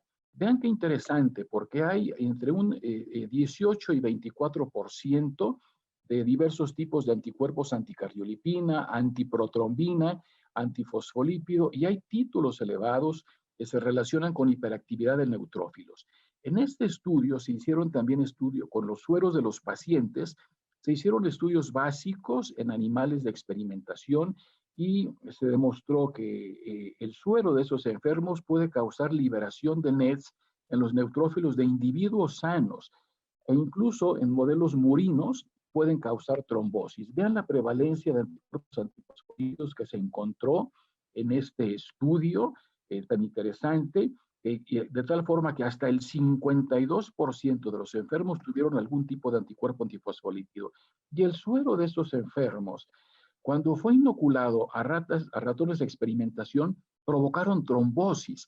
Y aquí se pueden ver los complejos de DNA con mieloperoxidasa, donde se demuestra que hubo una intensa liberación de NETs como respuesta inflamatoria que causó trombosis. Y esto mismo se ha encontrado en las autopsias de pacientes fallecidos por COVID-19, donde se ha encontrado trombosis microvascular, trombosis arteriolar, trombosis de los grandes vasos. Y lo más interesante, esta trombosis ha asociado a depósitos de fracciones del complemento, como se ha demostrado por inmunohistoquímica, donde hay C4 y C5 depositados en estas áreas. También se han hecho estudios en autopsias donde se han comparado los pulmones de pacientes fallecidos por H1N1 contra los fallecidos por COVID-19. Y resulta, como habíamos comentado, que en COVID-19 la trombosis de los capilares alveolares es 9 veces más alta que en H1N1. Y además, esta trombosis del COVID se asocia también a un incremento de la angiogénesis casi 3 veces más frecuente que la que ocurre en H1N1. De tal forma que esta respuesta inflamatoria que se inicia en los alvéolos se puede extender a los capilares. Y los capilares dilatados por la inflamación hacen que se fugue el líquido, las proteínas del líquido plasmático, y hay depósitos de fibrina en el espacio intersticial y en los alvéolos. Y esos depósitos de fibrina son responsables de la liberación de los dímeros D. No todos los dímeros D que vemos en esos enfermos proceden de trombo, sino que son dímeros D que proceden de la fibrina extravascular depositada por inflamación en alvéolos y en espacios tisulares. De tal forma que una vez que esto existe, puede haber también trombosis capilar, por supuesto, y se ha establecido que en COVID es una enfermedad fundamentalmente microcapilar, donde ahí se inician en los capilares, en las arteriolas y en las vénulas los microtrombos que terminarán por extenderse al resto de la circulación pulmonar y al resto tal vez de la economía. Tashil ha descrito 3 etapas en esta fisiopatología. Una etapa inicial pulmonar donde hay inmunotrombosis en los lechos vasculares, como ha mencionado, que después se puede extender al resto de los pulmones. Esto ya podría ser responsable de un incremento hasta 6 veces más de los dímeros D, y el fenómeno de continuar se extiende al resto de los tejidos. Esto hace que si nosotros en la clínica aplicamos las cuentas de plaquetas y las pruebas de coagulación, podemos diagnosticar coagulopatía inducida por sepsis, de acuerdo a la Sociedad Internacional de Hemostasi y Trombosis, o coagulación intravascular diseminada, que ha sido perfectamente descrita en los pacientes con COVID. Aunque parece ser que el tipo de coagulación intravascular diseminada que se observa es de tipo no hemorrágico. Recuerden que el espectro clínico de la CID es muy amplio, desde el tipo asintomático hasta el tipo que cursa con falla orgánica múltiple, porque predomina la microtrombosis capilar, o el tipo hemorrágico intenso cuando predomina la fibrinolisis, o la de tipo hemorrágico moderado cuando no hay una intensa activación fibrinolítica. Parece ser que la CID del COVID se asocia más a la que no tiene tantas complicaciones hemorrágicas, porque los clínicos en todos esos 8 o 10 meses o casi un año de epidemia han experimentado que las complicaciones hemorrágicas son menos prevalentes, mientras que predomina esta coagulación intravascular, primero localizada a los pulmones y posiblemente después extendida a otros órganos. Eso ha permitido entonces que la trombosis de la obstrucción microvascular haya sido considerada como uno de los principales mecanismos de agravamiento y de muerte en esos pacientes. Hay que aclarar que no todos los enfermos de COVID mueren por trombosis. La prevalencia clínica documentada va entre el 35 y 50 o 60%. Hay enfermos que mueren solamente por la infección viral y por los cambios inflamatorios pulmonares sin que lleguen a tener trombosis. Pero otros más han desarrollado tromboembolia pulmonar, trombosis de grandes ramas pulmonares que llevan al desfallecimiento del ventrículo derecho y la muerte por falla cardíaca derecha. Nuestro grupo ha hecho esta publicación, como pueden ver aquí en la revista Thrombosis Research. Recientemente hemos publicado una serie de casos de trombosis venosa profunda asintomáticos que ocurrieron en pacientes graves con COVID a pesar del tratamiento con heparina, y les medimos el anti-10. A pesar de que tenían una actividad adecuada de anti-10, hasta de 0.61 unidades, 0.98, 0.83 unidades por mililitro, a pesar de tener niveles eficaces de enoxaparina, desarrollaron trombosis. Y hemos visto que estos hallazgos que nosotros hemos publicado coinciden con los de otros grupos europeos y norteamericanos que también han encontrado una alta prevalencia de trombosis asintomática cuando se va a buscarla intencionadamente. Finalmente, numerosas guías han aparecido en los últimos meses. Yo creo que existen más de 15 guías de sociedades diferentes, europeas y norteamericanas. Nuestro grupo, el Grupo Cooperativo Latinoamericano de Trombosis y Hemostasia, ha publicado también recientemente una serie de guías para Latinoamérica donde se da énfasis a la prevención temprana con heparinas de bajo peso molecular preferentemente, y también esto ha sido publicado por la Comisión Interinstitucional de los Institutos de Salud en el gobierno de la Ciudad de México, donde existen también los algoritmos combinados para la tromboprofilaxis en caso de influenza o la tromboprofilaxis en casos de COVID. Y aquí quiero prácticamente finalizar la charla mencionando que las heparinas tienen un papel fundamental en la prevención y posiblemente también en el tratamiento, porque además de su actividad anticoagulante, las heparinas de bajo peso molecular se sabe que compiten con el heparansulfato y los proteoglicanos por la unión del virus SARS-CoV-2. Aparentemente podrían bloquear el ingreso celular de alguna forma. Esos son modelos experimentales. No hay evidencia clínica, pero hay la fuerte sugerencia de que las heparinas podrían tener un mecanismo de estatificación viral en la superficie celular y prevenir la invasión celular. Pero también las heparinas disminuyen la interleucina 6, inhiben la vía del factor de transcripción del kappa beta y pueden competir con proteoglicanos por la unión con interleucina 6.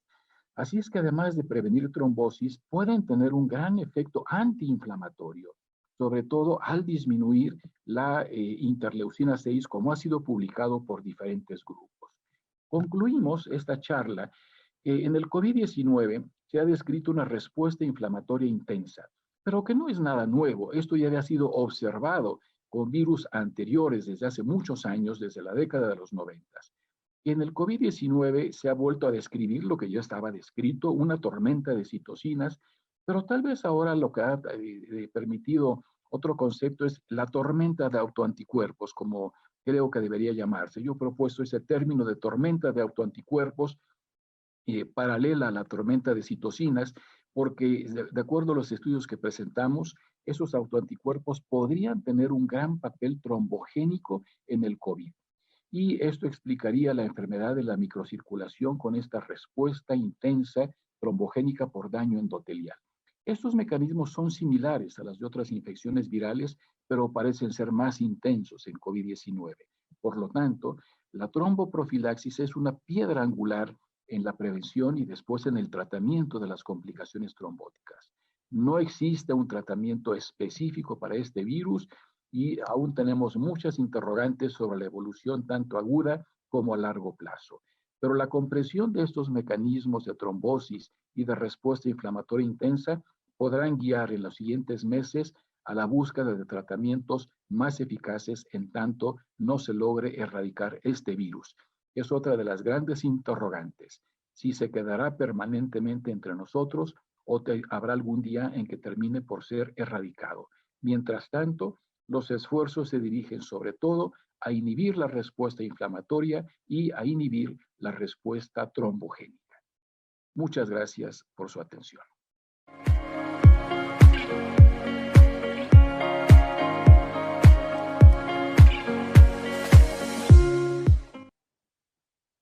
Saludos, muchísimas gracias por la invitación a esta plática.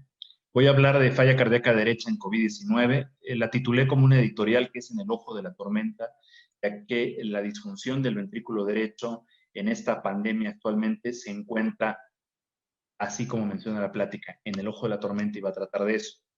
En primer lugar, quiero hablar sobre este trabajo donde se menciona, es un trabajo reciente donde se menciona la valoración de la función sistólica del ventrículo derecho en los pacientes con neumonía por SARS-CoV-2.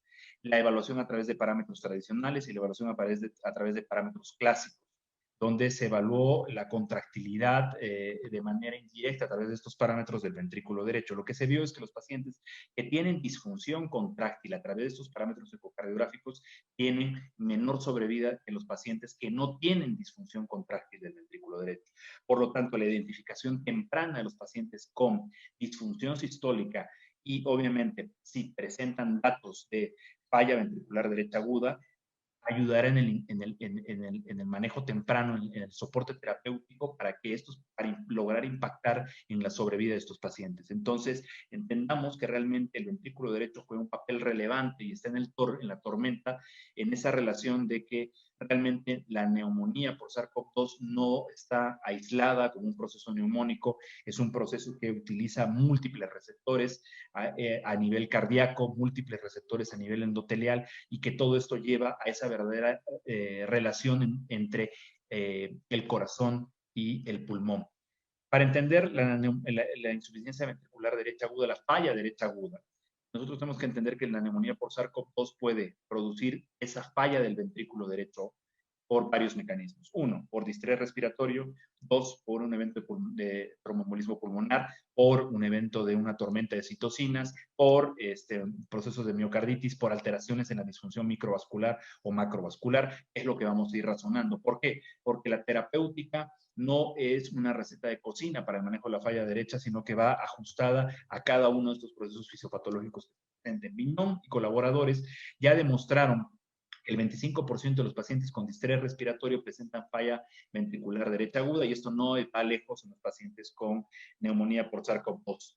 Entonces, nosotros tenemos que estar constantemente en los pacientes que tienen el distrés respiratorio del adulto por SARS-CoV-2, vigilando si no estamos ante un proceso de una disfunción del ventrículo derecho agudo. Por lo tanto, la utilización de la ecocardiografía es importante para entender cómo está la morfología y la función sistólica del ventrículo derecho.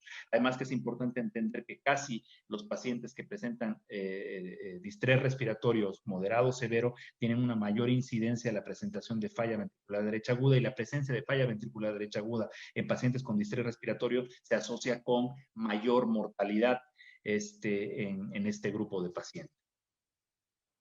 Ya en las autopsias presentadas, como en esta serie de New Orleans, en pacientes con neumonía por SARS-CoV-2, se observó que la gran mayoría de estos pacientes presenta dilatación aguda del ventrículo derecho a través de esos cambios que se observan, encontraban ventrículos derechos dilatados.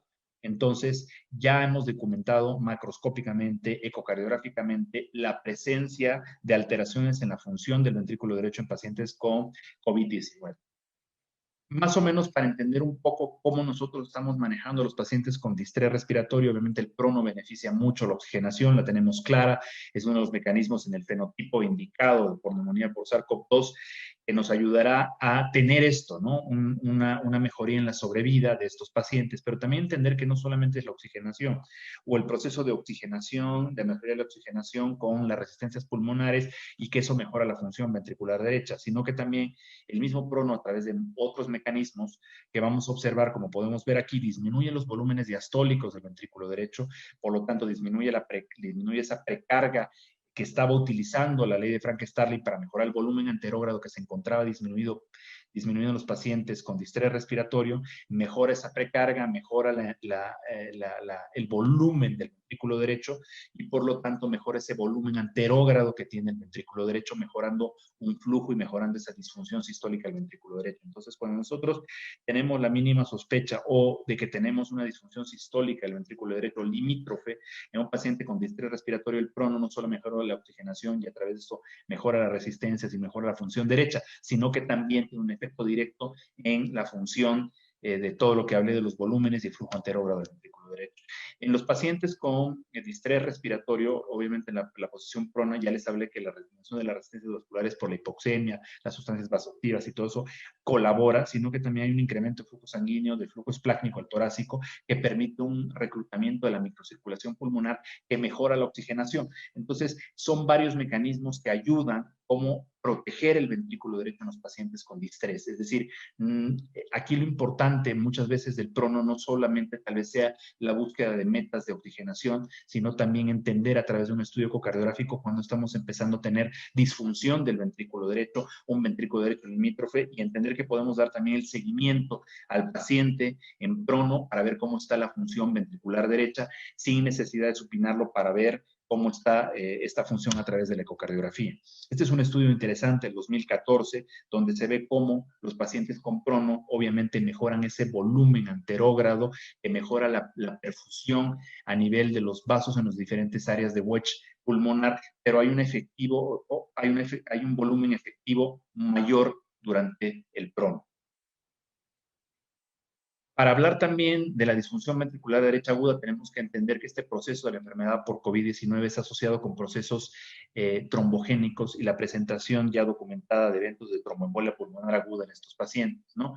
Entonces, la mayoría de los pacientes que han presentado complicaciones de manera aguda con falla ventricular derecha aguda son pacientes que han presentado eventos de tromboembolia pulmonar aguda, pese a muchos de ellos estar con anticoagulación profiláctica por el estado que no es motivo de esta plática, de trombogenicidad que presenta el SARS-CoV-2, ¿no? Fíjense cómo esto es un caso clínico de un reporte a través de cómo la tromboembolia pulmonar de un paciente con COVID-19 llevaba a una falla ventricular derecha aguda. Entonces, aquí es importante entender que cuando yo tengo un ventrículo derecho agudo, es buscar también si no estoy ante un evento de tromboembolia pulmonar aguda. Existen métodos ecocardiográficos que me hacen sospechar de que estoy ante un evento de tromboembolia pulmonar aguda. No todos los pacientes con tromboembolia pulmonar aguda harán falla del ventrículo derecho. Va a depender de la carga trombótica, la localización en la rama del trombo, las precondiciones clínicas que tenía el paciente. Entonces, muchas de esas condiciones harán que el paciente presente falla derecha o no, pero hay que entender que una falla derecha del ventrículo derecho agudo con neumonía por SARS-CoV-2 puede asociarse a un evento de tromboembolia pulmonar aguda. También es importante recordar a través de esta triada de Virchow, actualizada hacia este planteamiento nuevo del SARS-CoV-2, es que esta enfermedad causa una endotelitis vascular, causa por lo tanto una disfunción endotelial que altera el flujo sanguíneo. Hay alteraciones a nivel de la activación plaquetaria, del factor de von Willebrand, de la relación de trombina y fibrina, y ese desequilibrio produce la formación de microtrombos. Ya documentados en esos estudios anatopatológicos la presencia de microtrombos en las diferentes arterias pulmonares. Entonces, también los pacientes que presentan disfunción del ventrículo derecho pueden tener dímeros D elevados, sin presentar una tromboembolia pulmonar segmentaria, subsegmentaria, pero sí tener una gran carga trombótica distal a través de los microtrombos que incrementa la poscarga, que incrementa las resistencias vasculares pulmonares. Eso a través de un estudio ecocardiográfico, por ejemplo, con el tiempo de aceleración de la pulmonar, yo puedo determinar que ese tiempo de aceleración de la arteria pulmonar, cuanto más corto es, tengo mayor poscarga y por lo tanto, indirectamente, si tengo dímeros D muy elevados y no tengo datos de tromboembolia pulmonar aguda y tengo ese tiempo de aceleración bastante corto, estaré probablemente ante este estado de microtrombosis y que probablemente ese paciente esté presentando una disfunción del ventrículo derecho por todas estas modificaciones microtrombóticas que existen y por todas estas alteraciones que existen a nivel de las sustancias vasoactivas liberadas, ¿no? También es importante entender que puede haber una afección directa del ventrículo derecho. La afección directa del ventrículo derecho se puede dar por daño directo a los cardiomiocitos y a los perimiocitos que pueden llevar a miocarditis, ¿no? Nosotros sabemos que el corazón tiene receptores de AC2 a los cuales se une de manera directa y en esos receptores al unirse de manera directa puede llevar también a compromiso de los cardiomiocitos. También es importante entender que la miocarditis también puede ser del lado izquierdo y que por incremento de la disfunción del ventrículo izquierdo llevar a un incremento de las resistencias vasculares pulmonares y llevar a una falla ventricular derecha. Hay datos documentados aislados sobre miocarditis, diferentes tipos de miocarditis con diferentes estudios fisiopatológicos. No tenemos muy delimitado el daño, pero la propuesta la evidencia construida hasta hoy es que sí puede haber que hay un daño directo a través de esos receptores que puede o no ser exclusivamente del ventrículo derecho. En eso no existe todavía nada documentado. Este sí es un proceso fisiopatológico interesante para la disfunción del ventrículo derecho. Cuando el SARS-CoV-2 ingresa a las células a través de los receptores YECA, puede producir la sobreproducción del factor de necrosis tumoral alfa, activar a esta ADAM17, y el ADAM17 hace que el YECA se presente de forma soluble, y esta forma soluble de YECA, en vez de mantener el sistema renina-angiotensina de un equilibrio entre inflamatorio y preinflamatorio, lo lleva hacia un equilibrio proinflamatorio, y de esta forma el ventrículo derecho, a nivel de esta circulación de este YECA libre, puede tener una acción directa sobre el miocardiocito y producir por un efecto proinflamatorio una disfunción ventricular derecha aguda. Entonces es un mecanismo demostrado recientemente de cómo puede haber una disfunción ventricular derecha aguda en el contexto de este mecanismo fisiopatológico exclusivo del SARS-CoV-2. También durante la evolución de la neumonía por SARS-CoV-2 podemos presentar el evento de la tormenta de citocinas en falla derecha. Ya está muy estudiado y demostrado que las citocinas, tanto la interleucina 6, el factor de necrosis tumoral alfa, la interleucina 1 beta, pueden producir daño directo hacia el miocardiocito y de manera directa producir un proceso inflamatorio agudo del ventrículo derecho y llevar a una disfunción ventricular derecha aguda, sobre todo en esta respuesta exagerada que se presenta en la neumonía por SARS-CoV-2. También está planteado que durante el proceso de replicación viral, durante el proceso de las tormentas de citocinas, que hay gran reducción de CD4 y de CD8, sumado al proceso de hipoxemia, hay alteraciones a nivel del calcio intracelular de los miocitos que lleva a una apoptosis de los miocardiocitos, y por lo tanto, al presentar una apoptosis de los miocardiocitos, tenemos una disfunción ventricular derecha aguda y tendremos un paciente que está con disfunción sistólica del ventrículo derecho por este proceso de alteraciones del calcio intracelular. También es importante entender que las interleucinas tienen un efecto inotrópico negativo directo, y al tener una gran cantidad de interleucinas que actúan produciendo este mecanismo, también veremos esta disfunción ventricular derecha aguda, sobre todo en esos pacientes que ya tienen un incremento de las resistencias vasculares pulmonares, ya sea por estrés respiratorio, por un evento de una embolia pulmonar, llevará de una manera más pronta a la disfunción del ventrículo derecho. Entonces, hasta aquí hemos conversado todas estas causas que pueden llevar en neumonía por SARS-CoV-2 a la falla ventricular derecha aguda. Es importante entender todos los procesos fisiopatológicos como entidades diferentes, porque el manejo de la falla derecha aguda será tratando la causa de la disfunción ventricular derecha aguda. Así como hablé, el paciente con distrés respiratorio que se beneficia del prono, pues la identificación temprana de si ese paciente responde al prono y se beneficia no solamente por la cuestión de oxigenación, sino la identificación temprana de que ese paciente está incrementando las resistencias vasculares pulmonares, que está de manera temprana dilatando el ventrículo derecho, pues tendré que considerar también un prono en este tipo de pacientes, en los cuales no solamente buscaré las metas de oxigenación. También entender de los procesos fisiopatológicos de la tromboembolia pulmonar para ver qué podemos hacer nosotros para mejorar en este tipo de pacientes esa poscarga, determinar si son pacientes que se benefician de trombolisis, la cual ha demostrado bastante mortalidad en los pacientes que presentaron tromboembolia pulmonar por neumonía por SARS-CoV-2 en las dosis habituales, con bastantes complicaciones. Entonces, lo importante es la identificación temprana y tratar la causa que ha llevado a la disfunción del ventrículo derecho. El resto de parámetros que está mencionando ahí es la optimización de la precarga. Obviamente, si yo tengo un paciente que estoy identificando que tiene disfunción del ventrículo derecho por cualquiera de las causas y empiezo a tener interdependencia ventricular, porque ese paciente le estoy manejando mucha más precarga al pasarle mucho más volumen, entonces haré que el volumen ventricular izquierdo disminuya y el paciente empiece a tener alteraciones en la tensión arterial por esa interdependencia. Entonces, ¿yo cómo voy a optimizar la precarga? Es aquí donde Tendré que utilizar parámetros ecocardiográficos a través de la dilatación de la vena cava, pero determinar el contexto, si el paciente está en distrés respiratorio, qué volumen ventilatorio tiene. Entonces tendré que utilizar diferentes herramientas ecocardiográficas para decidir si ese paciente está en el punto ideal de preoptimización de la precarga. Si lo tengo en falla anterógrada del ventrículo derecho y tengo un gasto cardíaco derecho muy bajo, que probablemente requiere mayor precarga, haré la prueba terapéutica y determinaré si mejoro con esa prueba terapéutica el volumen anterógrado derecho y con eso mejoro y optimizo la precarga del paciente y mejora el gasto. Lo otro es disminuir las resistencias, disminuir la poscarga del ventrículo derecho. Obviamente, si estoy ante un proceso tal vez microtrombótico con sustancias vasoactivas que me incrementan las resistencias vasculares pulmonares, tal vez la utilización de óxido nítrico me mejore me mejore las resistencias vasculares pulmonares y yo tenga un adecuado volumen anterógrado del ventrículo derecho y saque al paciente de la disfunción del ventrículo derecho.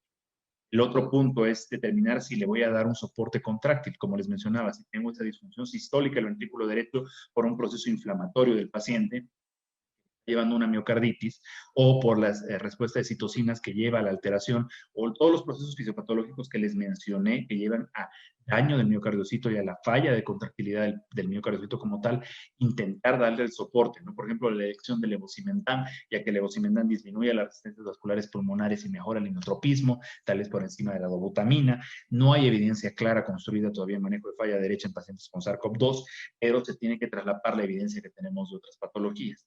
Y obviamente, como soporte circulatorio mecánico, cuando tengo la falla derecha, el impela derecho, que no tenemos nosotros aquí todavía, pero la utilización del ECMO, que nos puede utilizar, que nos sirve tanto para mejorar la oxigenación y mejorar la falla del ventrículo. Entonces, ya ha sido identificado que en el seguimiento de pacientes con neumonía por SARS-CoV-2 presentan casi un 39% en este estudio ecocardiográfico falla del ventrículo derecho. Entonces, es importante que nosotros identifiquemos en los pacientes con neumonía por SARS-CoV-2, no necesariamente en los pacientes que tienen distrés. La gente que tiene distrés tiene mayor riesgo de presentar disfunción del ventrículo derecho, pero por los otros procesos fisiopatológicos que les mencioné, cualquier paciente con neumonía por SARS-CoV-2 leve o moderada, ya que la respuesta y los receptores que se encuentran en el de miocardiocito, el proceso de la respuesta de citocinas puede ser más tardío, depende de otros factores. Entonces, hay que utilizar en estos pacientes, guiarnos, identificar si ese paciente está en riesgo o está durante su evolución de la enfermedad presentando una falla ventricular derecha aguda. Este estudio prospectivo, donde valoró multicéntrico, donde se valoró la cantidad de dímero D y los pacientes que presentaban falla ventricular derecha aguda, la sobrevida es menor en los pacientes que tienen mayor dímero D y falla ventricular derecha aguda, que presentaron distrés respiratorio agudo. Entonces, es necesaria la identificación temprana, si bien en este grupo de distrés respiratorio, porque la sobrevida es peor y probablemente la terapéutica voy a iniciar con los parámetros que les mencioné para el manejo impacten esa sobrevida. Pero también hay planteamientos, por ejemplo, como este trabajo del British Journal, donde en los pacientes con distrés respiratorio severo y moderado, ¿no? Incluso en severo y moderado, como después de la utilización de alteplase, mejoraron los índices de oxigenación a las 24 horas, mejorando el estado de hipoxia. Tal vez probablemente porque el distrés respiratorio en estos pacientes se hallaba asociado por microtrombosis, también llevaba a este distrés respiratorio. Entonces, estamos construyendo todavía el conocimiento en base a la neumonía por SARS-CoV-2. Nos faltan muchos más estudios multicéntricos que se están corriendo en microclops acerca del manejo de este tipo de microtrombosis y sobre todo también cómo vamos a manejar la falla ventricular derecha aguda. Les agradezco la invitación, me despido de ustedes, espero haya sido de su agrado.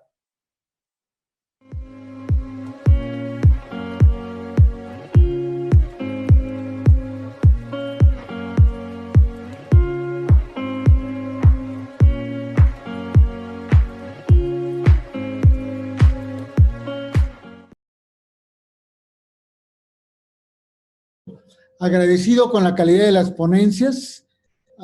Por supuesto, hay algunas cosas que hay muchas dudas, hay muchas preguntas. Quiero agradecerle a nuestros invitados, el doctor Galindo, el doctor Raúl Izaguirre. Sean bienvenidos a esta sesión de preguntas y respuestas. Quiero empezar por una pregunta general. La voy a dejar, tenemos más o menos unos 4 o 5 minutos en total y quisiera aprovecharlo con preguntas generales. Y quiero abrir esta sesión preguntándole a ambos si tendríamos que anticoagular en forma completa a los pacientes, considerando la fisiopatología tanto de la falla renal por hipoperfusión como en los aspectos de muerte que usted mencionó, doctor Izaguirre, en su espléndida presentación. ¿Qué opinan? ¿Anticoagulación profiláctica o anticoagulación completa desde el principio? Doctor Galindo. Bueno, con respecto a la lesión renal aguda, solamente es uno de las teorías sobre los mecanismos de lesión renal. No es uno de los principales hasta el momento documentados, especialmente en las biopsias que se han hecho. Entonces, yo daría la recomendación de anticoagulación, especialmente sobre otras indicaciones, especialmente con la afección pulmonar o la afección cardíaca, pero específicamente con lesión renal aguda, aunque podría existir un mecanismo como tal, no creo que sean la mayoría de las situaciones, pero creo que así como se dio en las pláticas, la anticoagulación es parte fundamental del tratamiento de este síndrome, de esta enfermedad de manera global. Con respecto a la lesión renal aguda, yo insistiría mucho en que la recomendación de anticoagulación total o profiláctica se diera en base a los demás escenarios clínicos, no únicamente con el objetivo de prevenir o tratar la lesión renal aguda, ¿no? Es multifactorial y definitivamente es uno.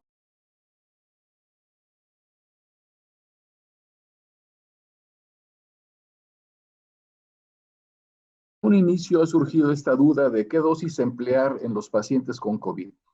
Hay numerosas guías publicadas, yo creo que suman más de 15 guías diferentes, algunas muy prestigiosas como las de la Sociedad Internacional de Hemostasia y Trombosis, otras de la ACCP, están también las europeas de cardiología, etc. Todo el mundo está de acuerdo en que en cuanto un paciente con COVID-19 se hospitaliza, en ese momento hay que empezar la profilaxis. Prácticamente en su ingreso a urgencias, tiene que ser precoz el inicio de la heparina. Y se ha optado por dar dosis profilácticas, dosis de prevención. Se ha discutido mucho si realmente en los pacientes intubados o los pacientes graves de terapia intensiva son útiles las dosis plenas de anticoagulación, que irían entre una actividad anti-10 de heparina de 0.4 o 0.8 unidades. Cuando damos prevención, la concentración es menor, entre 0.2 y 0.4. Esa controversia no ha sido dilucidada, porque la mayor parte de las recomendaciones dicen que si no hay trombosis demostrada o tromboembolia pulmonar, no hay por qué llevar a dosis altas en el paciente que no tiene trombosis, salvo si hay una alta sospecha clínica. Sabemos que el paciente muy grave, el que está intubado o pronado en terapia intensiva, no puede bajar a la sala de hemodinámica para hacerle una angiotomografía y demostrar que tenga tromboembolia pulmonar. Pero sí hay varios datos clínicos que encajan en el diagnóstico probable de tromboembolia pulmonar, como es incremento súbito de los dímeros D sin otros marcadores de inflamación, falla ventricular derecha, como muy bien explicó el doctor Ayala, etcétera. Y lo único que falta es la imagen, pero no se puede llevar a la sala. Entonces se justifica dar las dosis altas en ese momento de heparina.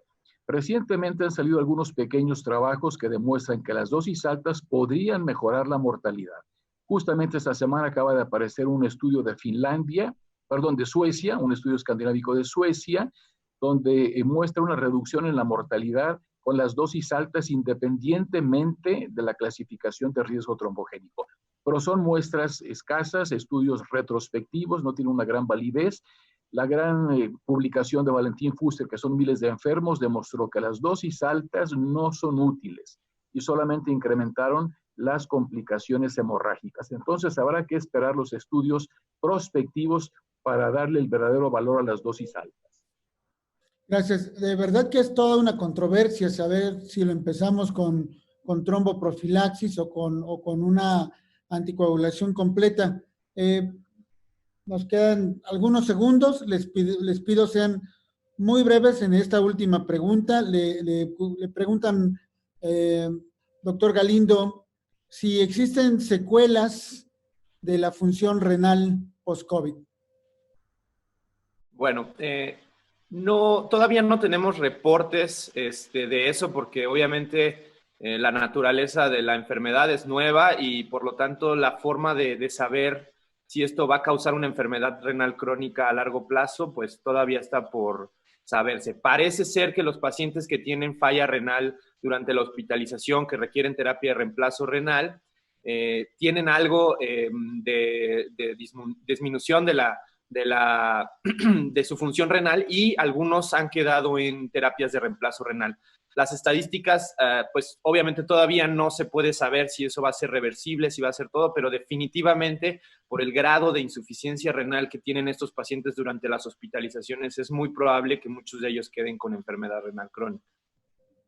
Gracias, doctor.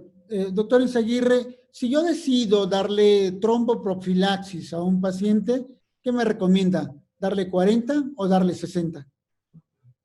Hay 3 esquemas descritos por la mayor parte de las sociedades: dosis bajas, dosis intermedias y dosis altas.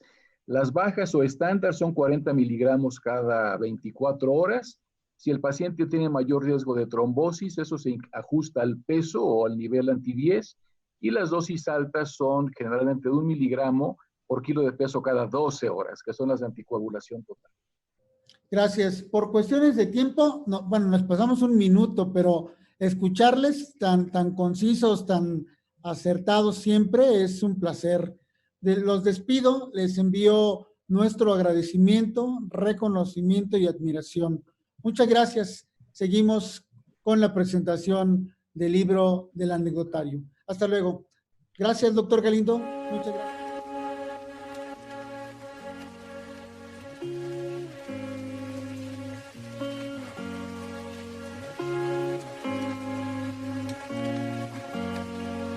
Organizado por SIG Mundiales, una empresa de Grupo Destinos.